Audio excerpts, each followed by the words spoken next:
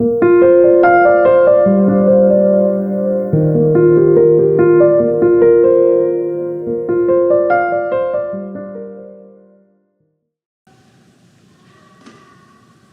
year, the United States is going to celebrate our 250th anniversary. 250 years of freedom from having a king. So we in the United States are not used to the concept of having a king, although some people might differ with that, but disagree with that. But we've had the example over in England for the last 90 years, 80 years practically, of a queen who was respected and renowned throughout the world. And then perhaps last year you watched the coronation of her son, King Charles. And during that beautiful ceremony, there was the point at which Charles was anointed king.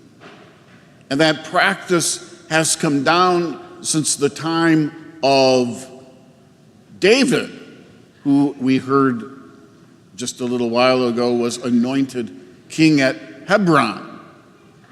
And that anointing was a sign of being specially chosen by God to rule the people in God's name.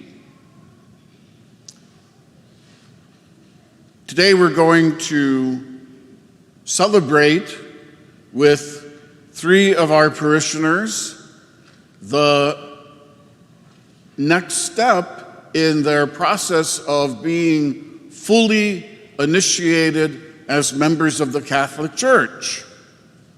And they are going to be sent from here to a liturgy with the bishop this afternoon at the cathedral, where they will be called to ongoing conversion as they prepare to receive the sacraments of confirmation and Eucharist, and to be received into full communion with the Catholic Church. So we want to welcome them and their families, their sponsors, who have come here today for this special ceremony. All of us have been called by God, and as St. Paul so beautifully put it, we have been rescued from the kingdom of darkness into Christ's kingdom of light. By ourselves, we could never be saved, but God sent his Son in order to free us from our sin. And we see in the gospel Jesus being called the King as he hung upon the cross. And that saving kingship of Christ inaugurated a new kingdom that we have been drawn into. And it is the kingdom of love. It is the kingdom of forgiveness. It is the kingdom of serving God to the best of our ability in our everyday lives. So all of us have been chosen by God to live in the kingdom of his Son, and in his kingdom we experience freedom. Freedom from the grasp of sin and death. We still experience sin, we still experience death, but they're not the end of the story, as we talked about for the last 3 weeks. Death is not the end of the story. And so because Christ has conquered death and has given us a share in his victory over death, we don't have to be afraid.